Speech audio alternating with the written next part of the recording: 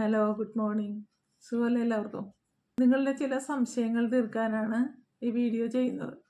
കഴിഞ്ഞ ദിവസത്തെ ഒരു കമൻ്റ് ആയിരുന്നു, അഡ്മിനിസ്ട്രേഷനിൽ എനിക്ക് ഒരുപാട് വർഷത്തെ എക്സ്പീരിയൻസ് ഉണ്ട്, എനിക്ക് അവിടെ ഒരു ജോലി കിട്ടുമോ എന്നുള്ളത്.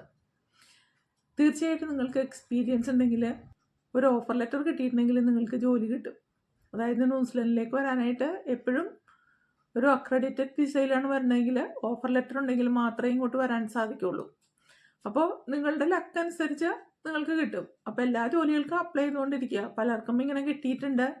അഡ്മിനിസ്ട്രേഷൻ ലെവലിൽ അതാണ് സ്ഥിതി. കാരണം ഇവിടെ അഡ്മിനിസ്ട്രേഷൻ ലെവലുള്ള ജോബ്സൊക്കെ മെയിനായിട്ട് ന്യൂസിലൻഡേഴ്സിന് തന്നെയാണ് കൊടുക്കുന്നത്.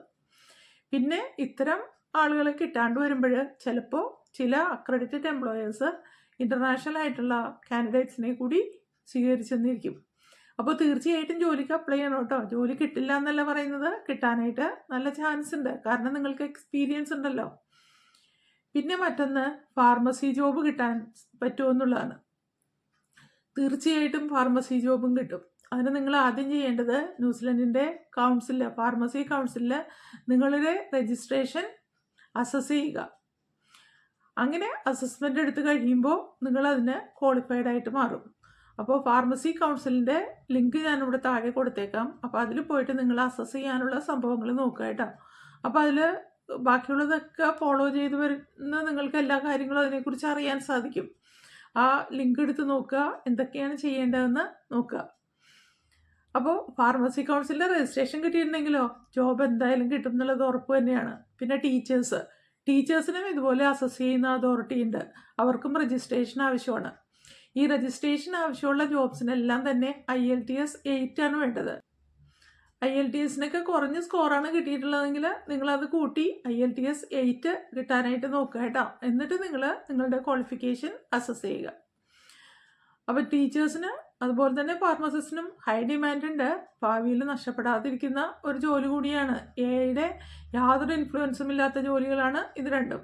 അപ്പോൾ ആ 2 ജോലികൾക്ക് നിങ്ങൾ ഇതുപോലുള്ള അസസ്മെൻറ്റ് ചെയ്ത് കഴിഞ്ഞതിന് ശേഷം നിങ്ങൾ ബാക്കിയുള്ള കാര്യങ്ങളെക്കുറിച്ച് ചിന്തിക്കുക കേട്ടോ. അസസ് ചെയ്തിട്ട് നിങ്ങൾ അതിൽ ക്വാളിഫൈഡ് ആണെന്ന് കണ്ടിട്ടുണ്ടെങ്കിൽ പിന്നെ നിങ്ങൾക്ക് നേരിട്ട് ജോലിക്ക് അപ്ലൈ ചെയ്യാനായിട്ട് സാധിക്കും. രജിസ്ട്രേഷൻ കിട്ടുകയാണ് ഏറ്റവും പ്രധാനം. പിന്നെ ന്യൂസിലൻഡിലേക്കോ ഓസ്ട്രേലിയയിലേക്കോ കാനഡയിലേക്കോ ഏത് രാജ്യത്തേക്ക് വേണമെങ്കിലും നിങ്ങൾക്ക് ജോലിക്ക് അപ്ലൈ ചെയ്ത് പോകാനായിട്ട് പറ്റും. അപ്പോൾ ആ രീതിയിൽ നിങ്ങൾ പോയി ആ അതോറിറ്റിയിൽ അസസ് ചെയ്ത് നോക്കുക കേട്ടോ. അതിൻ്റെ ലിങ്ക് ഞാനിവിടെ താഴെ ഇട്ടേക്കാം. പിന്നെ വേറൊരു കാര്യം, നഴ്സിംഗ് BSc പാസ്സാവാത്തവർക്കും ഇവിടെ മാസ്റ്റേഴ്സിനുള്ള അവസരമുണ്ട്. നിങ്ങൾ വേറൊരു സബ്ജക്റ്റ്, ഇപ്പോൾ BA BCom എൻജിനീയറിംഗ് ഇതൊക്കെ പാസ്സായിട്ടുള്ളവർക്കും മെറിറ്റ് ഉണ്ടെങ്കിൽ നഴ്സിങ്ങിന് മാസ്റ്റേഴ്സിന് വന്നു ചേരാം. ചില യൂണിവേഴ്സിറ്റീസ് മാസ്റ്റേഴ്സിന് കോഴ്സുകൾ അനുവദിക്കുന്നുണ്ട്. എന്നാൽ എല്ലാ യൂണിവേഴ്സിറ്റികളും ട്രഡീഷണലായിട്ട് BSc നഴ്സിംഗ് കഴിഞ്ഞാലേ MSc നഴ്സിങ്ങിന് അഡ്മിഷൻ കൊടുക്കുന്നുള്ളൂ. പക്ഷേ ചില യൂണിവേഴ്സിറ്റികളിൽ ഈ നഴ്സിംഗ് ഡിഗ്രി ഇല്ലാത്തവർക്കും അഡ്മിഷൻ കൊടുക്കുന്നുണ്ട്. അവർക്ക് IELTS ആവശ്യമാണ് കേട്ടോ. IELTS 8 തന്നെ വേണം.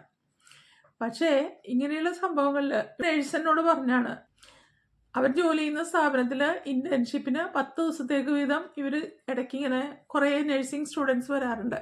അപ്പോൾ അതിൽ നിന്ന് വന്ന ഒരു നേഴ്സിനോട് ഡോക്ടർ എന്തോ കാര്യം ചോദിച്ചപ്പോൾ ഇംഗ്ലീഷ് പറയാനായിട്ട് അറിയില്ല എന്നാണ് പറഞ്ഞത്. നമ്മൾ ഇന്ത്യയിൽ പറയണ പോലെ the patient did not slept well ഇങ്ങനെയൊക്കെ പറഞ്ഞു. അപ്പോൾ ആ ഡോക്ടർ ഈ നഴ്സിംഗ് സൂപ്പർവൈസറെ നോക്കുകയാണെന്നാണ് പറയണത്. ഇതെന്താണ് കുട്ടി ഇങ്ങനെ സംസാരിക്കുന്നതെന്ന് അറിയാനായിട്ട്. അപ്പം അങ്ങനെയുള്ള സംഭവമുണ്ട്. ഇവരൊക്കെ നഴ്സായാലും ഒരു പക്ഷേ എങ്ങനെ ഇരിക്കുമെന്ന് അറിയില്ല. പക്ഷേ നഴ്സാവണമെന്ന് അതിയായിട്ട് ആഗ്രഹം ഉണ്ടെങ്കിൽ നിങ്ങൾക്ക് അത്തരത്തിലും ആവാൻ സാധിക്കുമെന്നാണ് ഞാൻ പറയുന്നത്. അതായത് പേഷ്യൻസിനോട് സംസാരിക്കാൻ പറ്റില്ല, അവരുടെ അസുഖം എന്താണെന്ന് അറിയാൻ പറ്റില്ല, ഇംഗ്ലീഷ് അറിയില്ല. അങ്ങനെ ആഗ്രഹമുള്ളവരെ ഇംഗ്ലീഷിൽ കുറച്ചുകൂടി പരിജ്ഞാനം നേടാനായിട്ട് നോക്കുക. ആശയവിനിമയം നടത്താനുള്ള കഴിവുണ്ടായിരിക്കണം നമുക്ക്.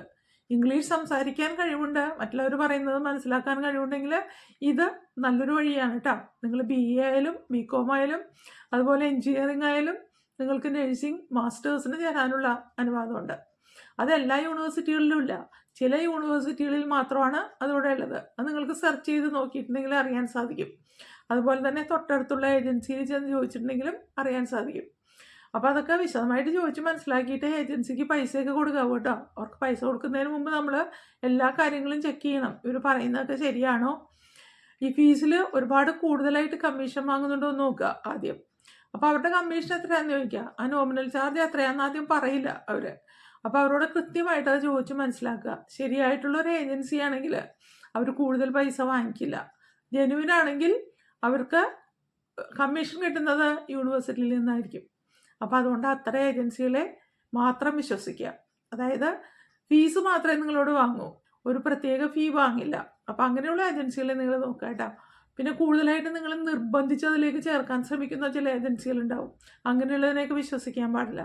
പൈസ കൊടുത്തിട്ട് പിന്നെ നമ്മൾ അതിൻ്റെ പുറകെ നടന്ന് അവർ തന്നാലല്ലേ നമുക്ക് കിട്ടുള്ളൂ. അപ്പോൾ പണം പോകാണ്ട് സൂക്ഷിക്കുക. ജോലിയുടെ കാര്യത്തിലും തട്ടിപ്പുമായിട്ട് ഒരുപാട് ഏജൻസികളൊക്കെ ഇറങ്ങിയിട്ടുണ്ട്. പക്ഷെ അതൊക്കെ നമുക്ക് ശ്രദ്ധ വേണം. ശരിക്കും ആലോചിച്ച് തീരുമാനിച്ചിട്ട് വേണം നിങ്ങൾ അവർക്ക് പൈസ കൊടുക്കാനായിട്ട്. പൈസ കൊടുക്കുന്നതിന് മുമ്പാണ് 2 or 3 വട്ടം ആലോചിക്കണം കേട്ടോ. ഇപ്പോൾ ഒരുപാട് പറ്റിപ്പുകാർ ഇറങ്ങിയിട്ടുണ്ട്. അപ്പോൾ നേരിട്ട് നിങ്ങൾ ജോലിക്ക് അപ്ലൈ ചെയ്യുന്നതും നേരിട്ട് സ്റ്റഡി വിസയ്ക്ക് അപ്ലൈ ചെയ്യുന്നതൊക്കെ ആയിരിക്കും ഏറ്റവും നല്ലത്. പക്ഷേ കൂടുതൽ കാര്യങ്ങൾ വിശദമായിട്ട് നിങ്ങൾക്ക് അറിയണമെങ്കിൽ നിങ്ങൾ ചെന്ന് ഇത്തരം ഏജൻസികളോട് ചോദിച്ച് കാര്യങ്ങളൊക്കെ ചോദിച്ച് മനസ്സിലാക്കുന്നത് നല്ലതായിരിക്കും കേട്ടോ. അപ്പോൾ നഴ്സിങ്ങിനൊക്കെ ചേരാൻ ആഗ്രഹമുള്ളവർ ഇപ്പോൾ വേറെ സബ്ജക്റ്റായി പോയി എന്ന് വിചാരിച്ച് വിഷമിക്കേണ്ട ആവശ്യമൊന്നുമില്ല. നിങ്ങൾക്കും നഴ്സിങ്ങിന് ചേരാൻ സാധിക്കും. നിങ്ങൾക്ക് IELTS നല്ല സ്കോർ വേണമെന്ന് മാത്രമേ ഉള്ളൂ. ആ രീതിയിലും അഡ്മിഷൻ നോക്കാം. അങ്ങനെയുള്ളവർ അതിന് ശ്രമിക്കുക കേട്ടോ. നിങ്ങൾക്കറിയാത്തൊരറിവ് ഞാൻ പറഞ്ഞു തന്നെന്ന് മാത്രമേ ഉള്ളൂ. അപ്പോൾ അതിന് ശ്രമിക്കുക, അഡ്മിഷൻ നേടുക. ഞാൻ എൻ്റെ വീഡിയോ ഇവിടെ വൈൻഡപ്പ് ചെയ്യാണ്. ഇനി നമുക്ക് അടുത്ത ദിവസം മറ്റൊരു വീഡിയോ ആയിട്ട് കാണുന്നവരെ. See you. Bye.